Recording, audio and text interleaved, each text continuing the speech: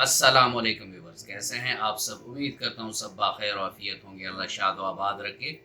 Viewers, आज का हमारा टॉपिक जो है वो खूनी बवासीर पर है और इस पर ऑलरेडी मेरे चैनल पर एक वीडियो है जिसमें मैंने दोनों टाइप के बवासीर को डिस्कस किया है और रेमेडीज़ भी उसकी अलामात के मुताबिक बताई हैं।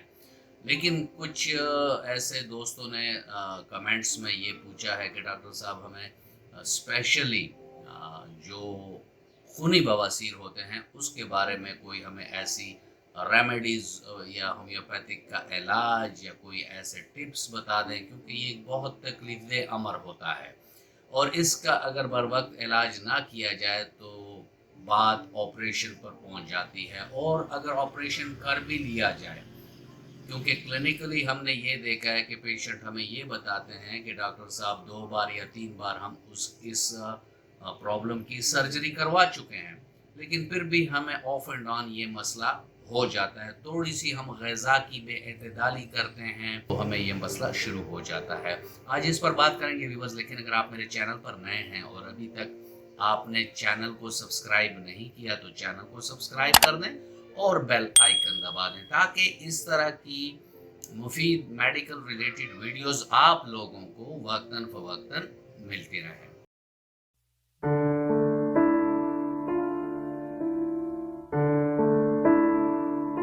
ब्लीडिंग पाइल्स, हेमोरॉइड्स भी इसको कहते हैं, उर्दू में इसको हम खूनी बवासीर कहते हैं। ये हमारे मगज में जो नसें होती हैं जो कि किसी भी वजह से उनमें पुलाहट आ जाए, यानी वो फूल जाएं, और ऐसे में अगर हम कब्ज़ के शिकार भी हों तो फिर ये होता है कि जब वो हार्ड स्टूल वहाँ से गुज़रता है तो उन मस्सों को वो ज़ख्मी कर बैठते हैं।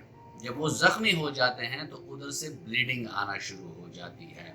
या तो स्टूल से पहले आता है, दरमियान में आ जाता है या आखिर में आता है, या विदाउट स्टूल भी कुछ ज़ोर अगर हम कर लें तो उससे भी ये ब्लीडिंग स्टार्ट हो जाती है। काजेशन में ज़्यादातर इसमें देखा गया है कि इसकी काजेशन जो होती है वो होती है ज़्यादातर बैठने के काम करने वाले लोग जो ज़्यादा देर बैठे रहें, ऐसे लोग जो मिर्च मसाले का इस्तेमाल ज़्यादा करते हों, ऐसे लोग जिनके फूड में फाइबर कंटेंट्स कम हो, और ऐसे लोग जिनकी फैमिली में पहले से बवासीर के पेशेंट होते हैं और हेरिटेबल ट्रेट होता है, तो ये भी एक कॉजेशन है।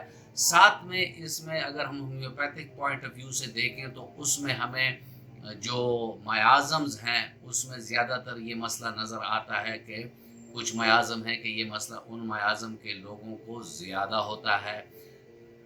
तो व्यूअर्स, मैं ज़्यादा टाइम आपका इस पे नहीं लूँगा कि ये कैसे होता है और क्या होता है। इसमें मैं कुछ आपको एक टिप भी बताऊँगा जो आप घर में ऐसे टाइम जब आपके पास दवाई भी ना हो, आपके पास कोई और सहूलत भी ना हो और आपके ब्लीडिंग पाइल्स भी हों, यानी आपके जो ब्लीडिंग है वो बहुत ज़्यादा हो रही हो और उससे पेन हो रहा हो और आप डिस्कम्फर्ट में हों, तो मैं ऐसी एक टिप भी आपको दूंगा जिसको अगर आप घर बैठे करेंगे तो आपको यह मसला हल हो जाएगा। पहले हम चलते हैं और मैं आपसे जैसे हर वीडियो में अर्ज करता हूं, इसमें भी करूंगा कि कभी भी सेल्फ मेडिकेशन ना किया करें।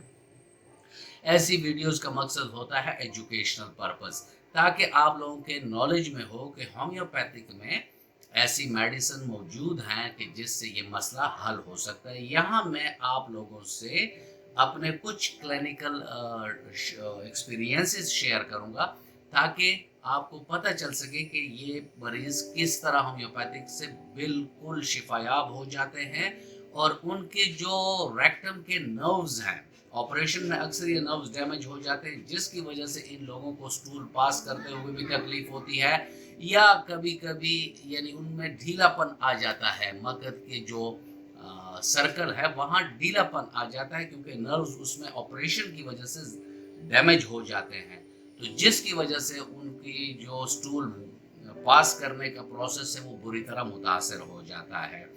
हम अपने पेशेंट का मयाज़म नोट करते हैं और ज़्यादातर इसमें जो मयाज़म आता है वो आता है हमारा सिफिलिस मियाज़म। तो सिफिलिस मियाज़म अगर आ गया, साइकोसिस आ गया, सूरा आ गया, ट्यूबरकुलर आ गया या कैंसर मयाज़म आ गया, जो मयाज़म आता है हम उसकी रेमेडी दे देते हैं। پھر ہمارے پاس ہومیوپیتھک میں لانگ رینج ہے ایسی میڈیسنز کا جو بہت بہترین کام کرتا ہے. اس میں آپ جو میڈیسن مدر ٹینچر میں یوز ہوتے ہیں اس میں کارڈس مر ہے، اس میں پین بھی ہوتا ہے، بلیڈنگ بھی ہوتی ہے. اس کے علاوہ جو دوسری میڈیسن ہے وہ ہے ہیماملس کیو طاقت میں. یہ بھی ایک بہت بہترین دوائی ہے پائلز سے. اگر بلیڈنگ بھی ہو رہی ہو، پین بھی ہو رہا ہو، تو یہ اس میں ہیماملس بہت بہترین کام کرتا ہے. ہیماملس میں ایک بات یاد رکھنے کی یہ ہے کہ یہ ڈارک کلر کا یعنی کچھ قدرے اس میں کالا پن ہوتا ہے اس بلڈ میں، تو ایسے میں ہم ہیماملس یوز کر سکتے ہیں. اس کے بعد دوسری میڈیسن جو ہے وہ میلیفولیم کیو طاقت میں ہے.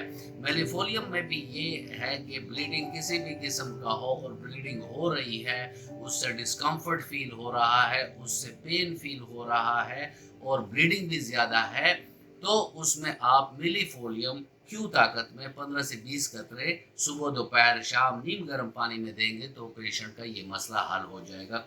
اس کے بعد جو میڈیسن آتی ہے وہ کولنسونا کیو ہے، اور یہ مدر ٹینچر ہم ان مریضوں میں استعمال کر سکتے ہیں کہ جن کی بلیڈنگ بھی ہو رہی ہو اور ساتھ ساتھ بلیڈنگ کے ساتھ ان کے جو اینس کا یا ریکٹل ایریا ہے وہاں پریکی سا پین ہوتا ہو، تو ایسے میں ہم کولنسونیا دے سکتے ہیں. پھر ہم بایوکیمک میں چلتے ہیں. بایوکیمک میں فیرم فاس جو ہے وہ 6X میں آپ ایسے مریضوں کو دے سکتے ہیں کہ جن کا سرخ چمکدار سا خون آتا ہو اور پائلز میں پین بھی ہو اور خون کے ضائع ہونے کی وجہ سے یا زیادہ جانے کی وجہ سے مریض کمزوری بھی محسوس کرتا ہو، تو اس میں فیرم فاس 6X بھی ہے اور ساتھ میں فاسفورس 30 میں بھی یہ علامات آتی ہیں کہ اگر سٹول پاس کرنے کے بعد جس میں خون ہوتا ہے مریض بہت تھکاوٹ محسوس کرے، بہت کمزوری محسوس کرے، تو فاسفورس 30 طاقت میں بھی 2 قطرے 3 ٹائم مریض کی زبان پر آپ دے سکتے ہیں.